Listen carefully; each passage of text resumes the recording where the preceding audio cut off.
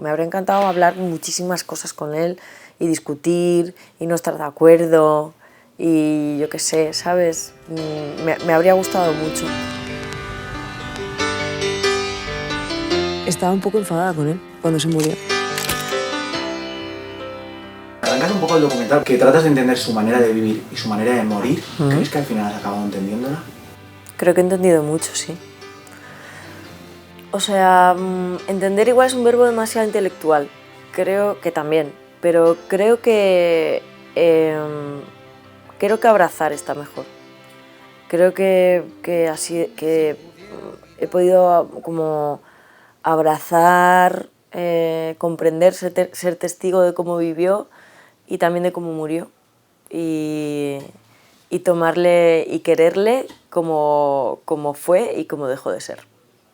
A mí hay frases que me sorprenden, que me chocan, que deduzco que te habrá pasado, pero bueno. Papá se ha muerto de pena, pero yo tenía mucho miedo de llevar ese duelo y morirme de pena. ¿Cambiarías algo de cómo se gestionó ese duelo? ¿O era un duelo imposible de gestionar teniendo en cuenta cómo era la familia Flores y cómo teníais a la prensa siempre encima y a todo? Yo estoy en paz con las decisiones que tomaron. O sea, la otra alternativa, que habría sido haberme llevado al funeral con toda la que se lió ahí, yo no sé si habría sido ya demasiado traumática. O sea, creo que estoy en paz con las decisiones que tomaron mi madre y mis tías, ¿no? Creo que hicieron lo que entendieron que era lo mejor para protegerme y para salir airosa de una situación que sí o sí te va a dejar un trauma y una mella. Es imposible que no lo haga. Entonces, creo que dentro de las circunstancias fue una buena decisión. Y también se abre un tema que mucha gente ha salido de la peli hablando de este tema, que es cómo tratar los duelos con los niños y con las niñas, ¿no? Cómo acompañarles, ¿no? Que es una cosa de la que no se habla mucho y bueno, necesita un cuidado especial. Yo siento que mi familia, yo estoy contenta de cómo lo hizo mi familia, quiero decir,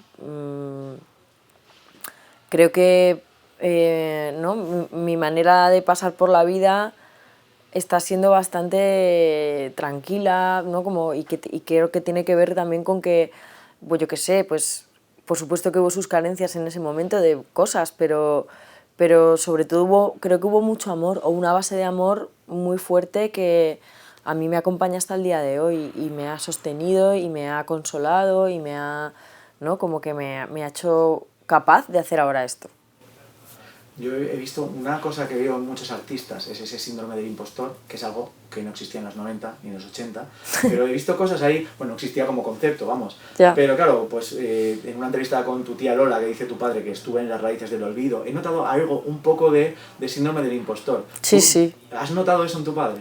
Sí, lo dice mi madre, ¿no? Claramente en la película, que había un momento en su vida que todo el mundo le estaba diciendo que era un compositor increíble y que hacía una música maravillosa y él no terminaba de creérselo, ¿no? En la intimidad. Sí, claro, sí, yo creo que eso también, o sea, sí, igual es un fenómeno que viene desde los 90, no lo sé, pero también creo que tiene que ver con las sensibilidades poéticas, los artistas, ¿no? que exponemos como nuestra vida, nuestro arte, ¿no? Como que nos entregamos ahí y el miedo a que no te quieran es universal. Vamos, cada uno lo lidia con él como de una manera, pero yo creo que el miedo a que no te quieran es algo universal. Yo de todas las entrevistas, la que más veo o que más me podría impactar a mí como persona, creo que es Ariel Roth. Creo que tengo la sensación que has podido hacerle preguntas que necesitabas hacer.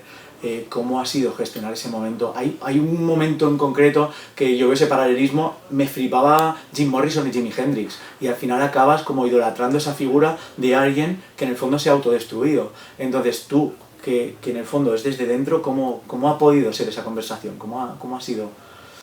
Bueno, era una conversación que necesitaba mucho también y que la busqué bastante tenerla. No sabíamos con quién al principio, ¿no? Quién era la persona indicada para hablar de este tema y luego empezamos a investigar y a ver las entrevistas que ya había hecho Ariel y vimos que lo explicaba increíble, ¿no? Así que para mí fue una oportunidad, ¿no?, de hablar con un amigo de mi padre que seguro que se podía identificar con él y de poder preguntarle cosas que me habría encantado preguntarle a mi padre.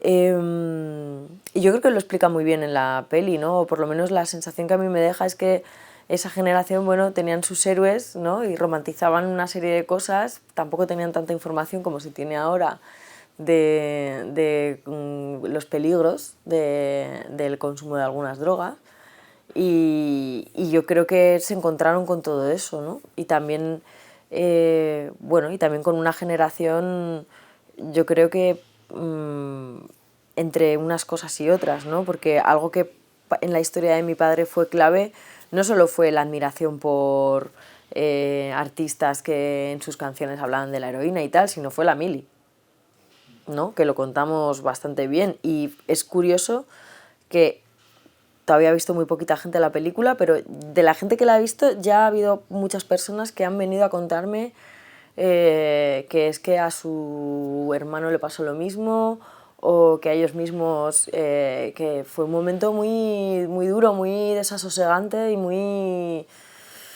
complicado, ¿no?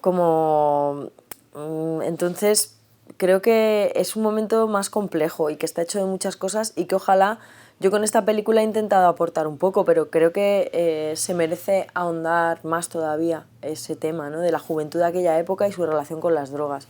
Me parece que todavía hay mucho que entender y muchas preguntas que hacer que nos pueden ayudar a explicarnos más cosas de nosotros mismos como país, como cultura occidental, como muchas cosas. Lo estaba hablando con Elena en el otro set, que para ella y para mí, no dudaría, fue un himno del no a la guerra. Entonces, viendo la situación actual, que tenemos un genocidio activo en Gaza, que tenemos fascismo creciendo, que tenemos negacionistas que van a hacer que el mundo se vaya a la mierda, ¿cómo imaginas que estaría tu padre en esta situación ahora mismo? Haciendo canciones, probablemente. Haciendo canciones. Creo que hacen falta más canciones para este momento. Mira, me acabo de dar cuenta aquí hablando contigo que ojalá hubiesen más canciones hablando de las cosas que estamos pasando. No es tan fácil, ¿no?, encontrar canciones que te ayuden a cantar lo que pasa, para contar y para sentir lo que pasa. Y yo creo que él, en ese sentido, se le daba muy bien hacer eso. Y que musicalmente ahora hay gente buenísima, y hay como, vamos, no estoy desmereciendo para nada el panorama musical, pero creo que no tiene que ver con eso, sino con que los que escuchamos cada vez estamos más duros de oído, ¿no? Porque pasan tantas cosas a la vez que es difícil llegar a tener un himno, es difícil llegar a tener, ¿no?, algo que te identifique, que nos una como grupo. Son momentos muy individualistas, ¿no? Las canciones cada vez más hablan de yo, mi cosa. Te ves un poco reflejada, porque también Elena y Saki me contaban que de alguna manera tú has sido la continuidad de Antonio, o sea que él estaría en la flotilla probablemente navegando si es menester. ¿Te ves reflejada en lo que él podría haber sido? Eso decía mi tía, mi tía Lolita, ¿no?, dijo en una entrevista el otro día que ella pensaba que él estaría en la flotilla. Hostia, pues yo soy más cobarde entonces, porque no me he sentido capaz, vaya, de ir. Me parece que hay que tener mucha sangre fría, porque es una situación de estar en un barco mucho rato sin saber qué te va a pasar. O sea, me he puesto yo en esa situación y he dicho, ¿podría yo hacerlo? Yo creo que yo no. Yo creo que yo me pondría demasiado nerviosa y sería contraproducente, pero bueno, sé que puedo ayudar de otras maneras y sigo comprometida a hacerlo, ¿no? Hace falta gente también en la retaguardia, y no sé si eso lo tendría en común con él. Desde luego me habría encantado hablarlo, me habría encantado hablar muchísimas cosas con él y discutir y no estar de acuerdo y yo qué sé, ¿sabes? Me habría gustado mucho. Creo que habría sido muy enriquecedor para los dos. Yo recuerdo, ya es la última pregunta, recuerdo un momento de mi vida que fue cuando cumplí los 27, que sentí que muchos de mis ídolos, yo estaba llegando a ese momento. ¿Qué sentiste tú cuando cumpliste 33? Yo tuve que hacer un ritual con mi familia, para que tampoco fue una... Cuando digo ritual, no siento... Espérate, ahí, sí. Cuando digo ritual siento que, no sé, que igual la gente se imagina como una fogata y unas, ¿no? Pero no, hice una tarta Sacher para mi cumpleaños y la compartí con mi familia, diciéndoles el sentido que tenía para mí, que necesitaba como mi propio permiso y permiso de todo el mundo para vivir más años de los que vivió mi padre y de alguna manera como dar un paso más hacia sanar, ¿no?, las heridas. Eso para mí era un paso más hacia sanar las heridas y de hecho mis primos, mi primo Guillermo también me dijo que me dio las gracias por haber hecho ese ritual porque él también lo necesitaba, como que se sintió bastante bien en la familia hacer eso, aunque fuese una cosa tan sencilla. Y yo creo que también a raíz de ese momento, de haber superado esa edad, ahora es como que me ha dado la posibilidad de mirarle a él y mirar toda su historia desde un lugar más maduro. Y eso es bonito también.